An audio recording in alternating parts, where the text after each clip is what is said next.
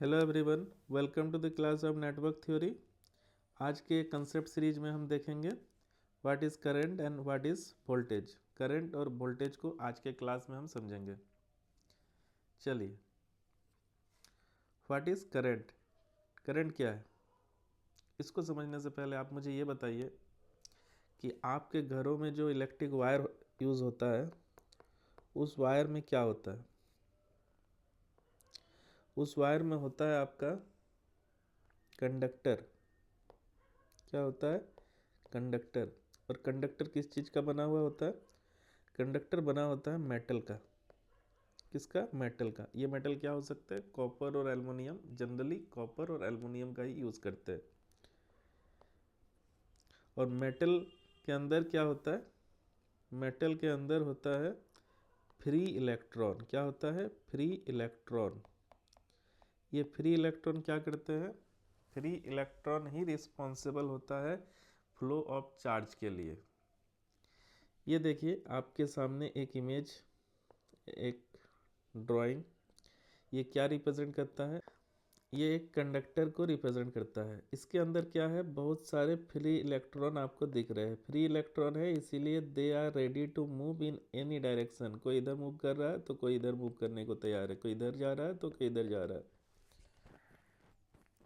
लेकिन अगर bye means of any external force हम इसे किसी एक पार्टिकुलर डायरेक्शन में मूव करा पाए, कुछ इस तरह से। इस फिगर में देखिए, by means of any external force अगर हम उस चार्ज को किसी एक पार्टिकुलर डायरेक्शन में इस तरह से मूव करा पाए तो डैट रिप्रेजेंट, क्या रिप्रेजेंट करता है? That represent flow of charge. क्या रिप्रेजेंट करता है? Flow of charge. और flow of charge is responsible for, that flow of charge is responsible for your electric current. Electric current के लिए क्या रिस्पॉन्सिबल है? That flow of charge. Now come to the definition part कि what is electric current. तो आप क्या जवाब दीजिएगा? इलेक्ट्रिक करंट क्या है? You have to answer electric current is the time rate of change of charge. क्या है? इलेक्ट्रिक करंट है is the time rate of change of charge. इसको किससे डिनोट करते हैं? आई से डिनोट करते हैं। I is equal to D Q by D T, that represent rate of change of charge।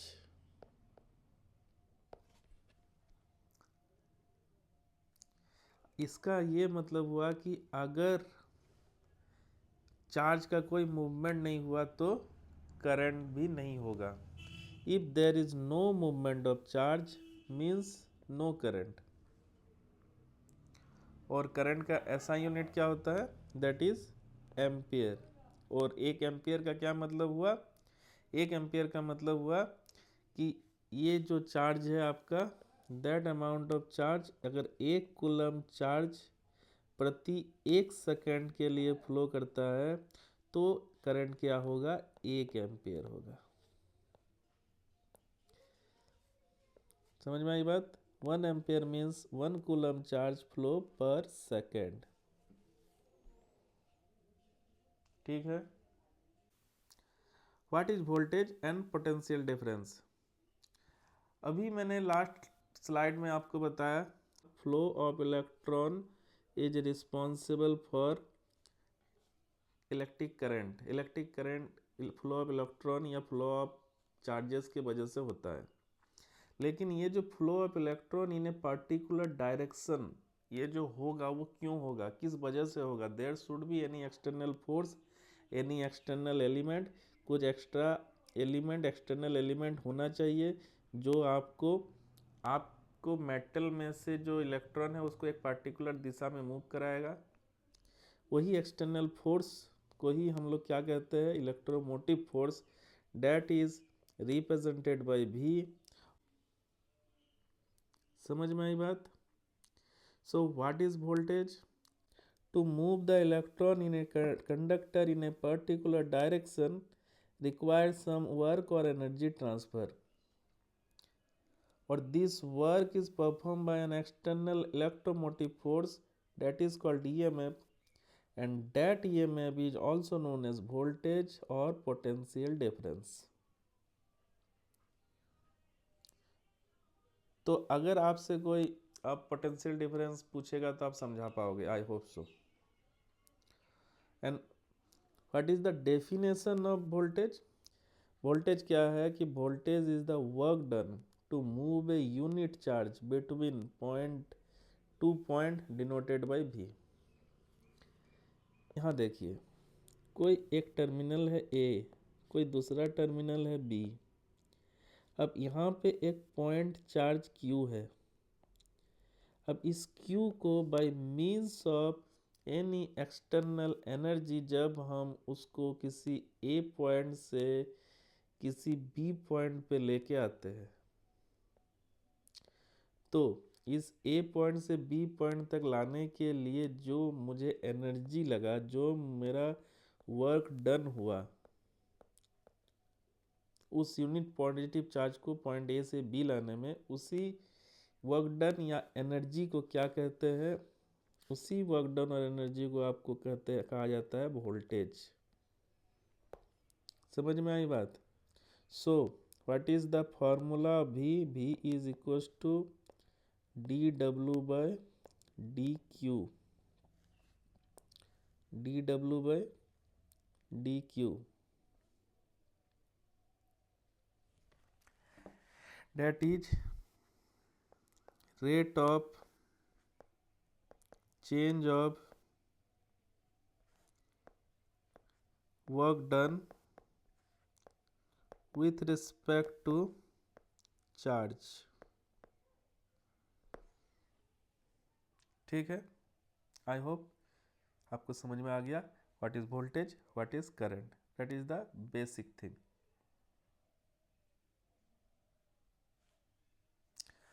हमेशा आप एक चीज याद रखिएगा कि वोल्टेज हमेशा दो टर्मिनल के बीच में ही निकलता है.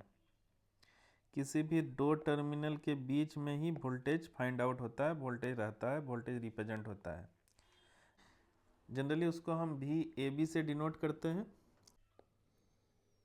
इसको हम ऐसे रिप्रेजेंट करेंगे कि जो पॉजिटिव टर्मिनल है वो हायर वोल्टेज पे है और जो नेगेटिव टर्मिनल है वो लो वोल्टेज पे है.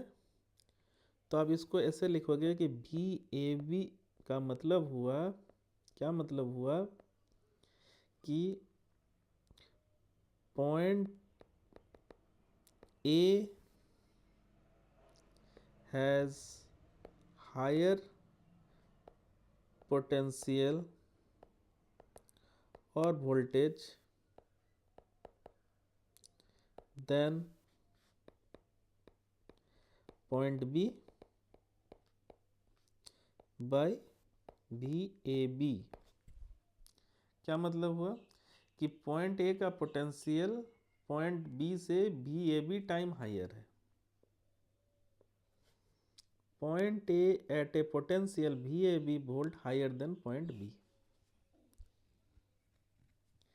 या फिर इसको ऐसे भी आप रिप्रेजेंट कर सकते हो, या ऐसे भी आप इसको बोल सकते हो कि VAB is equal to VA with respect to B. यानी कि B के तुलना में A का पोटेंशियल VAB टाइम्स है. मान लीजिए ये 9 वोल्ट है, तो आप बोल सकते हो कि A का potential with respect to VB 9 volt. या फिर ये बोल सकते हो कि VA का पोटेंशियल VB से 9 वोल्ट ज़्यादा है, यानी VB प्लस 9 वोल्ट और होगा, तब जाके वो VA के बराबर होगा.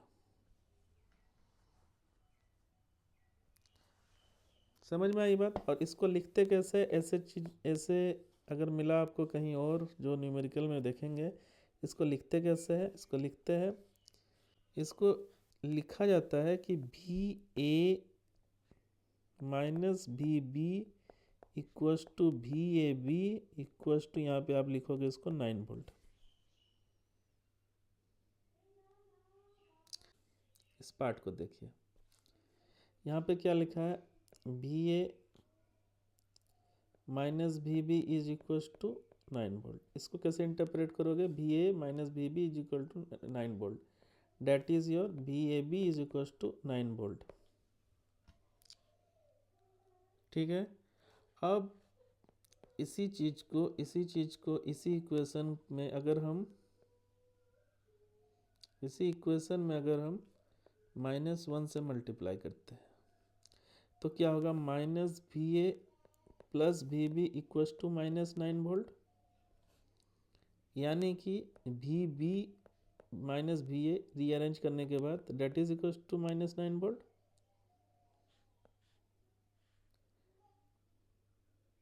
Date is equal to V B A is equal to -9 volt. V B A is equal to minus of V A B, यही तो मतलब हुआ। वी ए बी अगर 9 वोल्ट है, V B A equal to अगर -9 volt है, तो V B A is equal to minus V A B, यही निकल के आया। और वही चीज ये वाले फिगर आपको रिप्रेजेंट करता है। देखिए इसको कैसे लिखेंगे? इसको लिखेंगे, देखिए नीचे का पॉइंट जो पॉजिटिव टर्मिनल है उसको पहले लिखेंगे, V B minus V A, V B minus V A कितना है? -9 वोल्ट। Both are equal. दोस्तों आज के क्लास में बस इतना ही। अभी तक के लेक्चर और hand written notes, practice question और डेली अपडेट्स के लिए मैंने एक टेलीग्राम चैनल बनाया है CG इलेक्ट्रिक्स के नाम से। वहाँ पर मैं रेगुलर क्वेश्चंस, PYQs और इम्पॉर्टेंट फार्मूला शेयर करता हूँ जो आपकी प्रिपरेशन को बूस्ट करेगा। तो लिंक मैंने डिस्क्रिप्शन में दे दिया है। अगर आपको वीडियो हेल्पफुल लगा तो आप इस वीडियो को लाइक, शेयर और चैनल को सब्सक्राइब भी कर दो। ठीक है, मिलते हैं नेक्स्ट लेक्चर में, तब तक के लिए थैंक यू।